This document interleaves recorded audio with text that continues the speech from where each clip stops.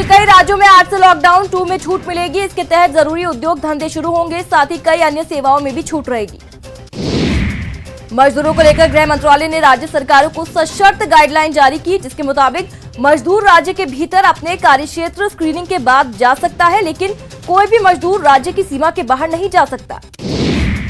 प्रवासी मजदूरों को लेकर सीएम गहलोत गंभीर हैं। उन्होंने कहा कि वो मजदूरों के घर वापसी के लिए पीएम को पत्र लिखेंगे। इसके साथ ही उन्होंने कहा कि प्रवासी मजदूरों को राज्य में आने की छूट मिलनी चाहिए। देश की राजधानी दिल्ली में लॉकडाउन में किसी तरह की छूट नहीं होगी। सीएम अरविंद केजरीवाल ने कहा कि लॉकडाउन में छूट से हालात बिगड़ने का खतरा है। सीएम ने कहा कि दिल्ली में हालात मुश्किल भरे हैं पर नियंत्रण में है। तेलंगाना में 7 मई तक लॉकडाउन बढ़ा दिया गया है। राज्य सरकार की तरफ से कहा गया है कि हमने तेलंगाना में 7 मई तक लॉकडाउन को बढ़ा दिया है और ये 8 मई को खत्म होगा। इसके साथ ही सरकार ने ऑनलाइन फूड डिलीवरी को भी पूरी तरह बंद करने का फैसला लिया। राजस्थान में मॉडिफाइड लॉकडाउन में कुछ शर्तों के साथ कारोबार को फिर से पटरी पर लाने के आदेश दिए गए। रेस्टोरेंट और जरूरत से जुड़ी सेवाओं को काम करने की छूट मिलेगी।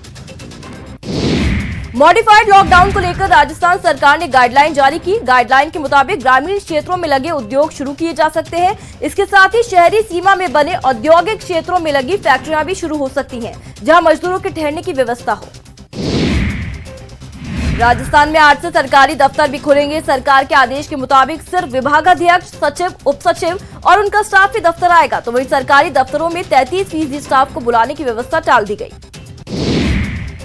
मॉडिफाइड लॉकडाउन को लेकर सीएम गहलोत का कहना है कि लोग ये कतई ना समझे कि घरों से बाहर निकल सकते हैं। आवश्यक सेवाओं के अतिरिक्त कोई बाहर निकला तो कार्रवाई होगी।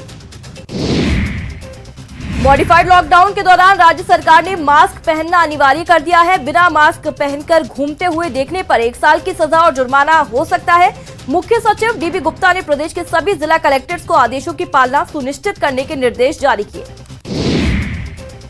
भारत में कोरोना मरीजों का आंकड़ा 16,100 के पार पहुंचा। स्वास्थ्य मंत्रालय के संयुक्त सचिव लव अग्रवाल के मुताबिक बीते 24 घंटे में 1384 नए केस सामने आए, तो वहीं 24 घंटे में कोरोना से 27 लोगों की मौत हुई।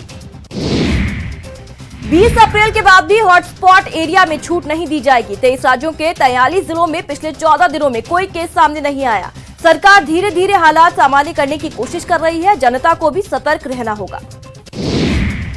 आईसीएमआर की रिपोर्ट के मुताबिक देश भर में अब तक 3,86,791 टेस्ट किए गए हैं। वैक्सीन और ड्रग टेस्ट के लिए टास्क फोर्स का गठन किया गया है। स्वास्थ्य मंत्रालय के मुताबिक इलाज के बाद देश भर में 2,331 कोरोना मरीज ठीक हुए। प्रदेश में कोरोना से अब तक 23 लोगों की मौत हो चुकी है, जबकि 127 नए पॉजिटिव केस के मिलने के बाद मरीजों का आंकड़ा 14,1478 तक पहुंच गया है। तो वहीं 97 लोग स्वस्थ हो चुके हैं। प्रदेश के 26 जिले कोरोना की चपेट में हैं। जयपुर में सबसे ज्यादा 535 पॉजिटिव मरीज हैं, तो वहीं जोधपुर में कोरोना के 288 मरीज हैं। कोरोना के खिलाफ जंग में गहलोत सरकार पूरे एक्शन में है। सीएम गहलोत ने ट्वीट कर कहा, सरकार का फोकस ज्यादा से ज्यादा टेस्टिंग पर है। हम सोची समझी रणनीति के तहत कोरोना को हराएंगे।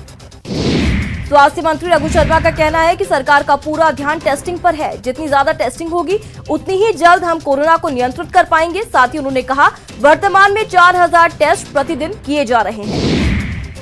कोटा के एमबीएस अस्पताल में 2 लोगों की मौत से हड़कंप मच गया। दोनों की मौत को कोरोना वायरस से जोड़कर देखा जा रहा है। दोनों को संदिग्ध मानते हुए उनका सैंपल जांच के लिए भेजा गया। रिपोर्ट आ जाने के बाद दोनों का पोस्टमार्टम करवाया जाएगा।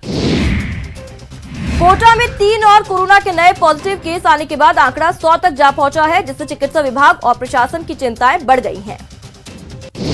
जयपुर के एसएमएस अस्पताल में रेजिडेंट्स पर कोरोना का खतरा बढ़ गया है। एनेस्थीसिया विभाग का एक रेजिडेंट कोरोना पॉजिटिव पाया गया। इससे पहले भी 2 रेजिडेंट्स कोरोना की चपेट में आ चुके हैं।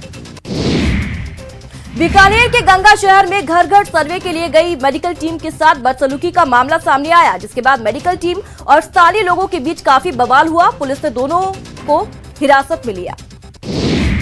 कोरोना पर हिंसा और अफवाह से पीएम मोदी ने देश को आगाह किया। ट्विटर पर पीएम का संदेश, एकता और भाईचारा बनाए रखने की जरूरत। कोरोना वायरस से लड़ाई में हम सब एकजुट हैं। दुनिया भर में कोरोना का प्रकोप जारी है। कोरोना से अब तक 1,65,000 से ज्यादा लोगों की मौत हो चुकी है, जबकि 24,06,000 से ज्यादा लोग संक्रमित हैं। कोरोना से सबसे ज्यादा अमेरिका प्रभावित है। यहां अब तक 40,000 से ज्यादा लोगों की मौत हो चुकी है, जबकि 7,64,000 से ज्यादा लोग संक्रमित हैं। करौली में 2 नन्हे बच्चों ने गरीब और जरूरतमंदों की मदद कर बड़ी मिसाल पेश की। 8 साल की अलंकृता गुप्ता और उसके 5 साल के भाई लक्षित गुप्ता ने अपना गुल्लक फोड़कर 5100 रुपए जिला कलेक्टर डॉक्टर ML यादव को सौंपे।